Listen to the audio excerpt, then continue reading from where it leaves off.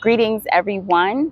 My name is LaKeisha Marie Ford. I'm many things, but I always like to start by saying I'm a Jamaican American woman living in Ghana. I'm an Africa enthusiast. I'm the founder of Ford Communications. I'm the founder of WoodxWatta, amongst other businesses. A lot of my life's work and North Star is focused on connecting the diaspora to the African continent. And I have been true to this since, I don't even know when, 2008. Yes, I've been true to it since 2008. I've moved to Ghana. It's been about 7 to 8 years now. And my business is about 6 years old. And I've been doing that full time by God's grace. My work, it's extensive with Ford. What I'll say is we support multinationals coming into Ghana, supporting them connecting with their audience in a sustainable way. We also support local companies gaining international exposure. The North Star, the other North Star, is about telling a wholesome story about the African continent. So grateful for the love I'm receiving. Love are the only thing, only for man of grief. No need the stress, no need the stress. Oh no need the stress no more. Today, I'm speaking with Lakeshia Ford, who is the founder of Ford Communications and the woman behind this amazing event, WoodxWatta, that brings together the culture of Ghana with the culture of Jamaica. So tell us a bit about this event, because December is a really hectic time in Ghana. And so when you have an event, you've got to make sure that it's something that really stands out. Yes. So tell us what WoodxWatta is all about, how it got started, and a little bit about who you are. Yeah, so first of all, I'm so elated to be here.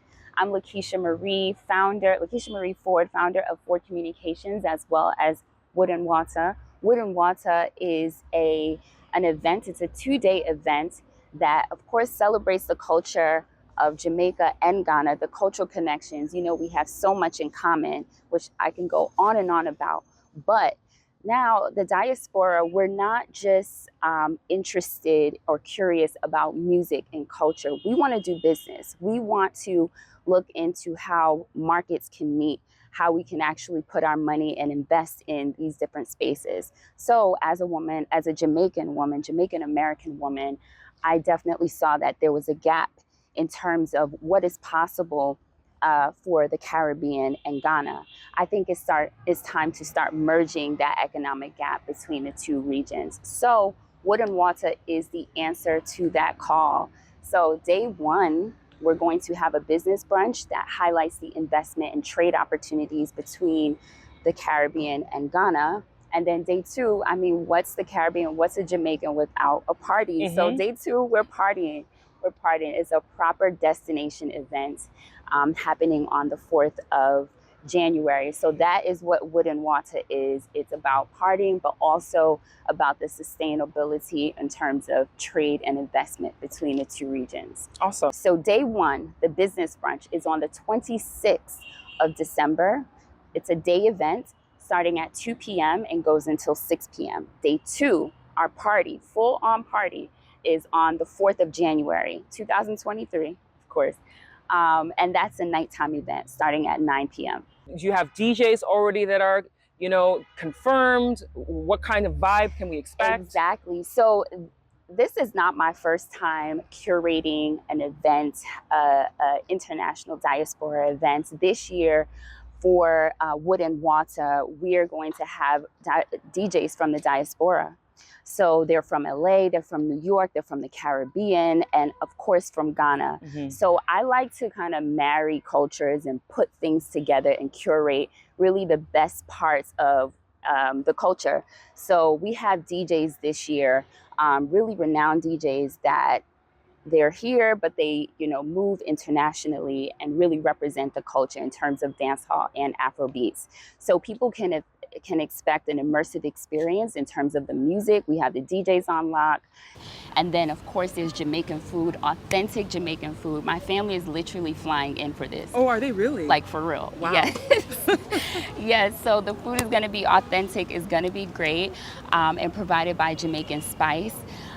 So that's the food, and then of course the drinks. We have the rum punch. We have, sorrel, which we know as sobolo here. Right. It goes on and on. It really is a merge of both cultures. So you can see a representation in the food, the music, the vibes, the energy, the aesthetics from both regions, and we're just really excited. And yes, that's essentially what people can expect. It's a time that will be had. So how can people get tickets to the event? To get tickets, people can go to WoodxWatta.com. You can buy your tickets there. We're selling tickets on Eventbrite. For people who are in the diaspora, you can get your tickets on Eventbrite. And for my Ghanaians who are here and want to buy tickets and want to use Momo and things of that sort, you can go on Ego Tickets and find the WoodxWatta link there. Awesome, awesome. And I'll also put the link in the descriptions, in the captions, so that anybody who's interested, you can click the appropriate link based on if you're in Ghana or if you're in the diaspora to get your tickets to come to this event. LaKeisha, you've been in Ghana a number of years, and you've been somebody who's constantly been bridging the gap between the Caribbean and Ghana. What made you passionate about doing that in the first place? Yeah, so I stay inspired about bridging the gap between the Caribbean and Ghana, because there's this saying in Jamaican culture that says you don't throw a stone behind you, which means you don't forget your cultures. You don't go somewhere and forget about the people who supported you or the culture that has brought you up and raised you to be who you are. So I don't know, I'm just a Jamaican woman and I like to just be true to myself. So no matter where I am, I'm gonna bring my culture, I'm going to represent it. But being in Ghana, really being home in Ghana and seeing the motherland, kind of where the culture came from, it makes sense for us to reconnect. We speak about the connection between Jamaica and Ghana and Caribbean and Ghana in terms of history and in terms of culture, but I think it's time for us to start laying the path for our future.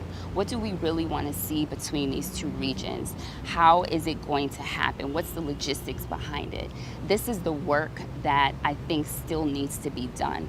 As much as, we all love dance hall, we all love Afro beats and hip life and music that has come from here, it's time for us to elevate our efforts. So that's really the inspiration behind WoodxWatta, and I'm really excited. I'm ready. I'm just ready. I know a lot of people are ready because, this is a time of year when a lot of people come to Ghana from the diaspora, so it's a perfect time and great that you're continuing to do things to bridge the gap and put the cultures together and learning from each other. What made you leave the U.S. to come to Ghana? What made me leave the U.S. to come to Ghana, honestly, the origin of that story starts 14 years ago. 14 years ago, 2008, I came to Ghana as an exchange student. So that was my beginning. I was super curious about what was here. And I came to fulfill a requirement. I was an economics and international studies major at Spelman College, and we have to study abroad. So I chose Ghana, and really when I came here, I want to say the rest is history, but what I'll say is I was super inspired by what I saw, and that essentially kept me coming back, kept me wanting to be a part of the growth and a part of the story. And I sacrificed to make that happen, and I've been in Ghana now 7.5 years, and I go home at least once a year to the States and Jamaica, but it started as an exchange program. Interesting. And then you just fell in love and decided to make the move. Right, so the falling in love part, that it was real love. Okay, you see an issue, of course we all know maybe the experience living here might not be the smoothest. It's not. It's not. Yeah, I definitely don't want to gloss that over. That's fine. It's challenging. It's challenging, right? We know there are challenges, but the idea is my commitment was it was stronger than, let's say, the inconveniences. I still have the vision to, tell a wholesome story of what's happening on the African continent and really being at the center of making sure the branding is wholesome. So that was one of the reasons why I stayed here. It's one thing to come here, but then to stay. Yeah, it's a right. whole other It's a story. whole different story. So what has kept me here is wanting to see that through. I started my PR agency, Ford Communications, and really Ford is really all about that. Supporting the connection, disrupting the disconnection with wholesome storytelling, wholesome branding.